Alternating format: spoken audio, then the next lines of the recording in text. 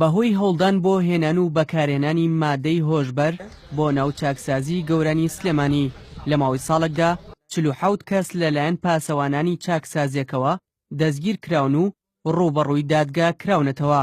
بۆ ڕوبەڕووبوونەوەی مادە هۆشبەرەکانیش چاکسازیەکە خولێکی سێ ڕۆژەی بۆ ئەو بەندکراوانە کردەوە کە بەهۆی بازرگانی کردن و بەکارهێنانی مادە هۆشبەرەکانەوە سزا دراون.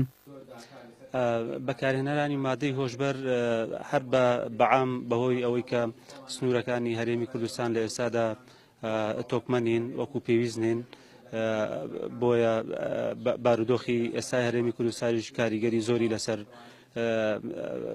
بڵاوبوونەوەی مادە هۆشبەرەکان هەیە بۆیە لە ئێستادا لە دەرەوەی چاکسازیش بە ڕێژەیەکی زۆر مادەی هۆشبەر بڵاوبووەوە. لە کۆی 1100 بەندکراوی چاکسازیەکەدا زیاتر لە 250 کەسیان لەسەر مادەی هۆشبەر سزا دراون کە زۆربەیان خەڵکی ئێرانن. پسپۆرانی دەرونیش دەڵێن لە هەرێمی کوردستان بەکارهێنانی مادە هۆشبەرەکان زیاترە تا بازرگانیکردن پیانەوە. بۆ ڕێگرتن لەم بۆ کەمکردنەوەی ئەم حاڵەتانە ئێمە هەمیشە پێشنیاری ئەوواکەین وەکو یعنی پسپۆڕانی دەرونی ئەوانی کە لە مەجای دەرونیا کارەکەین ئەڵێن تکە ئەم بەکارهێنەرانە چونکە لە زانستی ئەمە ئەم بەکارهێنەران وەکو تاوانبار سیر ناکرێن بەڵکو وەکو نەخۆش مامەڵیان لەگەڵاکرێ بۆیە تکای ئێمە ڕێنوێنی هەموو کەسانەکەین کە بە شێوازێکی تەندروست مامەڵە لەگەڵ ئەمانەیە بکەن چونکە ئەمانە دوجار ئینسانن و دوجار ئەتوانرێت و لەم بەکارهێنەران دوورکەونەوە.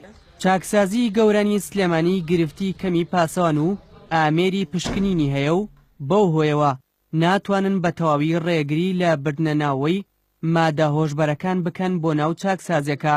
بە پێی یاساش ئەو کەسانی کە مادەی هۆشبەر بەکاردێنن یاخود کڕین و فرۆشتنی پێوە دەکەن سزای زیندانیکردنی 3 ساڵ تا 15 ساڵیان بەسەردا دەسەپێنرێت. ڕاستی ینی سزا مادەی هۆشبەرەکانەوەنە کە بەکارهێنێن لە قانون جیاوازە لەگەڵ ئەو کەسانە کە متاجرەکەن لەو مادەیە. ئەو کەسە کە مدمنە لەسەر مادەی مخدرات ینی زیاتر پێویستیە بە عیلاجکردن نەک بە حەبسکردن. هەرێمی کوردستان هاوسنورە لەگەڵ ئێراندا کە زۆرێک پێیان وایە سەرچاوەی سەرەکی ئەو مادە هۆشبەرانەی دەهێنرێنە شارەکانی هەرێم سەرچاوەکەیان ئێرانە.